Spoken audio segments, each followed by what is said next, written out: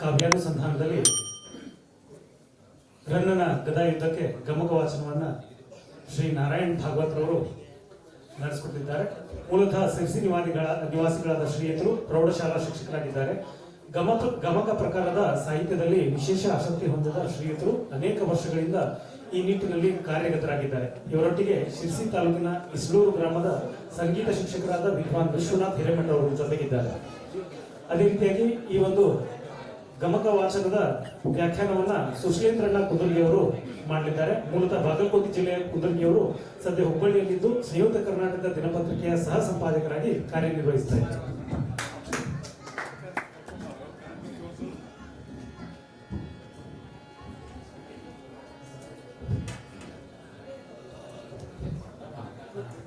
ಈ ಕಾರ್ಯಕ್ರಮದ ಇದು ಇವತ್ತಿನ ಕೊನೆಯ ಕಾರ್ಯಕ್ರಮವಾಗಿದ್ದು ನಂತರ ಗುರುಗಳಿಂದ ಆಶೀರ್ವಚನ. ಎಲ್ರಿಗೂ ನಮಸ್ಕಾರ. ವೇಳೆ ಬಹಳ ಆಗಿದೆ. ನಾ ಮತ್ತೆ ಹೋಗಿ ಡ್ಯೂಟಿ ಮಾಡ್ಬೋದು. ಡ್ಯೂಟಿ ಹೊತ್ತು ಆಗ್ಯದ. ಆದ್ಮೇಲೆ ಇದು ಹೆಂಗಾಗ್ಯದ ಅಂತಂದ್ರೆ ನಾನೇ ಕಟ್ಟಿಕೊಂಡಂತಹ ಜಾಲದೊಳಗೆ ನಾನೇ ಸಿಕ್ಕಾಕೊಂಡು ಬಿದ್ದಂಗೆ. ಬಹುಶಃ ರವಿ ಕಂಬದೊಳಗೆ ಶಶಿ ರಾಜಪುರ ಬಿಡುದಿಲ್ಲ. ಆದ್ರೆ ನಾ ಅಂದೆ ಏನ್ ಮಾಡೋಣ ಈ ಸರ ಅಂದಾಗ ಹಿಂಗಿಂಗ್ ಮಾಡಿದ್ರೆ ಚಂದ ಆಗ್ತೈತಿ ಕಾರ್ಯಕ್ರಮ ಅಂತ ತಿಳ್ಕೊಂಡು ನಾವು ಡಿಸ್ಕಷನ್ ಮಾಡಿದ್ವಿ. ಆದ್ರೆ ಗಮಕ ಅಂತ ಬಂದಾಗ ಯಾರನ್ನಾರೇ ಒಬ್ರು ಗಮಕ ವ್ಯಾಖ್ಯಾನಕಾರನ ತರಿಸು, ಆಮೇಲೆ ಗಮಕ ಹಾಡೋರನ್ನ ಹುಡುಕುಣು ಅಂತಂದೆ. ಅದಕ್ಕಂದ ಇವು ಮ್ಯಾಲಿನ ಏನದವು ನಮಗ್ ಬಿಡು, ಕೆಳಗಿನ ನಿಂತು.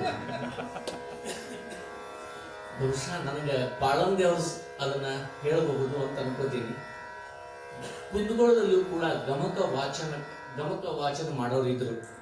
ಬಹುಶಃ ಜಯಲಕ್ಷ್ಮಿ ಇನಾಮದಾರ್ ಅಂತ ಒಬ್ರು JSS ಕಾಲೇಜಿನ ಪ್ರೊಫೆಸರ್ ಆಗಿದ್ರು. ನಾಡಿನ ಖ್ಯಾತ ಗಮಕಿಗಳಲ್ಲಿ ಒಬ್ರು. ಚಪ್ಪಾಳೆ ಹೊಡ್ರಿ ನಿಮ್ಮ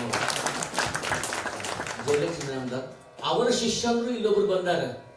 ಬಹುಶಃ ಗಮಕ ಅಂದ್ಕೊಳ್ಳ ವಸಂತ ಕುಲಕರ್ಣಿ ಅಂತ ಬಂದಾರ, ಇಲ್ಲಿ ಕೂತಾರವರು. ಅವರು ಖುಷಿಯಿಂದ ಬಡ ಬಂದು ಕುಮಾರವ್ಯಾಸನ ಒಂದೆರಡು ಗಮಕ ಅಂದು ತೋರಿಸ್ಬಿಟ್ರು. ಬಹುಶಃ ಅಷ್ಟು ಯಾವುದೂ ಇಲ್ಲ. ಇದು ಮೊದಲ ಪ್ರಯತ್ನ ನಮ್ದು. ಗಮಕ ಅಂತಂದ್ರೆ ಒಂದೇ ಒಂದು ಮಾತಲ್ಲಿ ಹೇಳ್ತೀನಿ. ವಿಶ್ವನಾಥ್ ಕುಲಕರ್ಣಿ ಅಂತ ಇಲ್ಲಿ ಗುರುವಿನಹಳ್ಳಿಯಲ್ಲಿ ಒಬ್ರು ಇದ್ದಾರೆ. ಗುರುವಿನಹಳ್ಳಿಯಲ್ಲಿ ಇರ್ತಾರೆ. ಇವತ್ತಿಗೂ ಕೂಡ ಅವರು ಗಮಕ ವಾಚನ ಮಾಡ್ತಾರೆ. ಅವರೇ ವ್ಯಾಖ್ಯಾನ ಮಾಡ್ತಾರೆ, ಅವರೇ ಇದು ಮಾಡ್ತಾರೆ. ಅವರು ಕುಮಾರವ್ಯಾಸ ಮಹಾಭಾರತವನ್ನ ಹೆಚ್ಚು ಮಾಡ್ತಾರೆ. ಆದ್ಮೇಲೆ ಇಷ್ಟೆಲ್ಲ ಪೀಠಿಕೆಗಳ ನಡುವೆ ನನ್ನೊಳಗೆ ಒಂದು ಧಾವಂತ ಇದೆ. ಅದಕ್ಕೆ ಈ ಧಾವಂತದ ಮಧ್ಯದಲ್ಲಿ ಎಷ್ಟು ನಾನು ನಿಮ್ಗೆ ತಲುಪ್ತಿದನೋ ಗೊತ್ತಿಲ್ಲ. ಆದರೆ ಗಮಕ ಅಂದರೆ ಕವಿಗೆ ದರ್ಶನವಾಗಿರ್ತಕ್ಕಂತಹ ವಿಚಾರಗಳನ್ನ ಛಂದಸ್ಸು ಅಲಂಕಾರ ಲಯದಲ್ಲಿ ಬರತಕ್ಕಂತಹ ಅದರ ಅಂದವನ್ನ, ಕಾವ್ಯಕ್ಕೆ ಬೇಕಾದಂತಹ ಅಂದ. ಆದರೆ ಆ ಅಂದ ಕಾವ್ಯವನ್ನ ವಾಚನ ಮಾಡೋದಾಗ ಚಂದ. ಆದರೆ ಓದ ಸಹೃದಯನಿಗೆ ಅದು ತಟ್ಟೋದು ಅಂತ ಟ್ರಾನ್ಸ್ಮಿಷನ್ ಅಂತ ನಾವೇನು ಹೇಳಿದ್ರೆ ಇದೀಗ ಅದನ್ನ ತಲುಪಿಸಬೇಕಾದಾಗ ಅದು ಸ್ವಲ್ಪ ಕಷ್ಟ ಆಗತ್ತೆ. ಅದಕ್ಕೆ ಗಮಕಿಗಳು ಕಾವ್ಯವನ್ನ ಅಭ್ಯಾಸ ಮಾಡ್ತಿದ್ರು. ಮಾಡಿ ಅದನ್ನ ಪದ ವಿಂಗಡಣೆ ಮಾಡಿ ಪದಚ್ಛೇದ ಮಾಡಿ ಅದನ್ನ ಹೇಗೆ ಅಂತ ಗುಣಪಡಿಸ್ತಿದ್ರು. ಬಹುಶಃ ಇಲ್ಲಿವರೆಗೆ ಈ ಜೀವನನೇ ಬೇಡ ಅನ್ನೋ ರೀತಿಯೊಳಗೆ ಎಲ್ಲರೂ ವ್ಯಾಖ್ಯಾನ ಮಾಡಿಬಿಟ್ರು. ಏನೈತಿ, ಯಾಕೈತಿ, ಯಾಕೆ 3 ದಿವಸ, ಯಾಕೆ ಇರ್ತೀವಿ.